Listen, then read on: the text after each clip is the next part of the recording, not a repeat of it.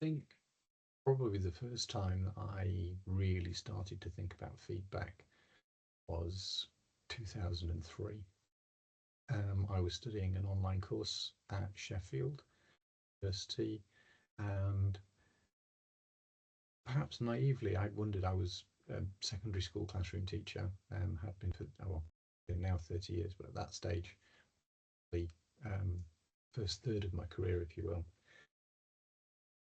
I perhaps naively wondered about using emoticons, smiley faces in feedback. There was a question there because I'd found myself wondering about how students emotionally respond to feedback.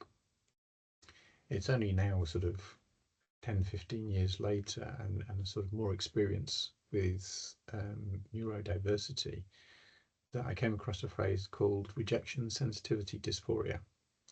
Um, and it's that emotional response to feedback that sort of has led me down this path. And I found myself writing this PowerPoint to help students sort of deal with feedback. Part of the problem that we all deal with is getting students to even read feedback. I know myself as a student, when I've received a score that's sort of okay, yeah, well, that's good. That's what I was expecting, or I've worked hard for that. I'm quite pleased. Um, and maybe skim through the feedback, but generally there's that sort of, that's what I expected. That's about my level. Um, I've had the situation where I've had a negative score, a low score, and actually that's made me, to some extent, disengage with the feedback. I didn't feel that the score reflected my efforts that I put in as a student, and therefore perhaps stepped away a little bit from actually probably something that would have been very helpful. Um, Perhaps it was the way, and again, I remember how the feedback was delivered, and Carol Dweck talks about a growth mindset and sort of encouraging the student to remember that, you're not there yet. And perhaps that was what was missing from the feedback from me. But yeah, there is a danger that we focus on the score. But if we do get the student reading the feedback, then why is it so challenging? I think part of it is to do with text. Um, One of the things that's triggered this whole thing off was I got a text message from my father. He's a 6'4" policeman, and he sent me a text message saying, "We need to talk." Now, "we need to talk." I didn't have the tonal context. I didn't have an emotional context, and I thought I was in trouble. I thought, oh my God, what have I done? Questioning my life choices now. I've got this policeman very cross with me. We need to talk. I phoned him up and I said, what's the problem? And he wanted to talk about my mum's birthday. If he'd have just used a smiley face, he'd have just, the emotional context of textual information just isn't there.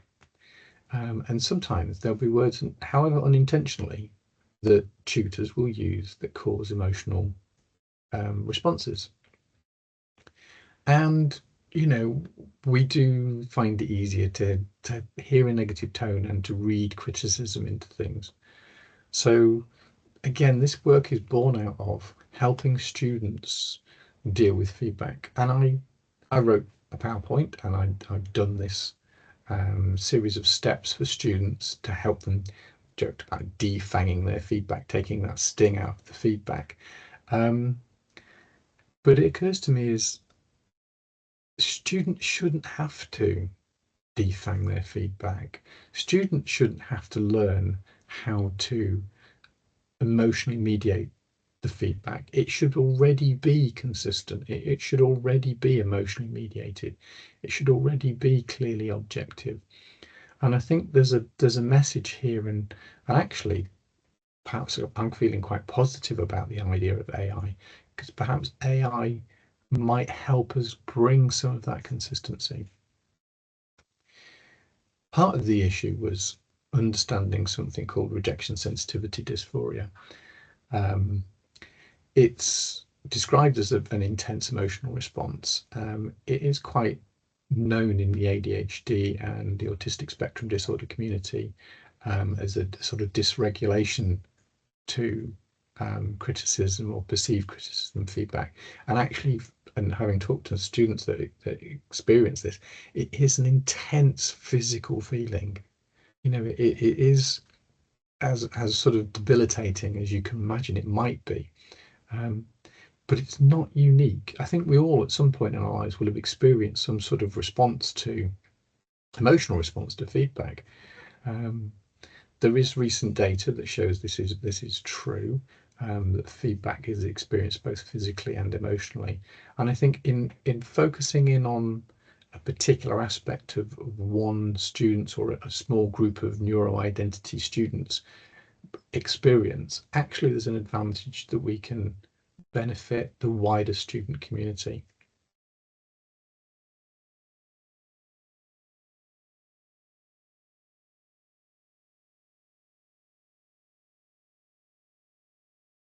My daughter showed me this Pokemon. It's called the Graph AI.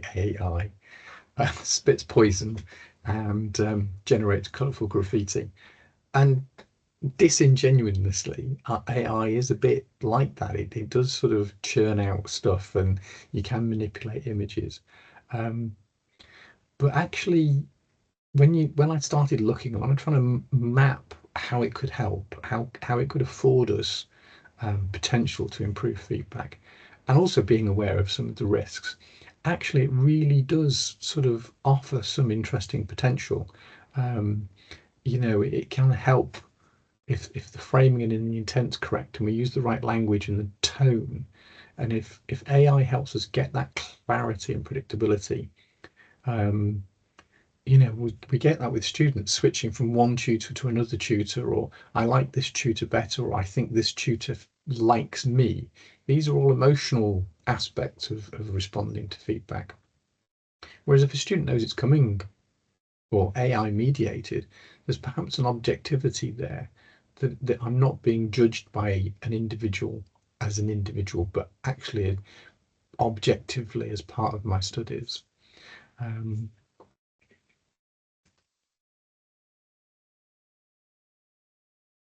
so I think I find myself surprisingly optimistic about the use of AI as an approach to neuroidentity and feedback.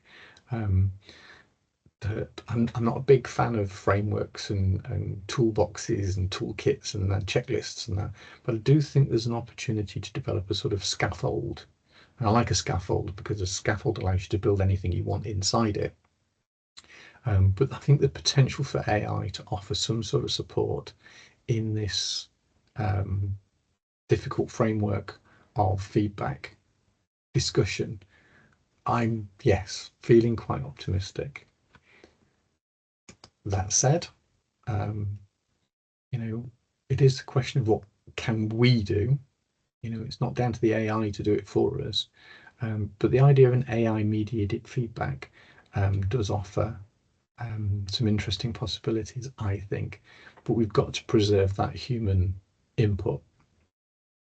And I'm really looking forward to meeting everybody and having a discussion about this. Thank you very much.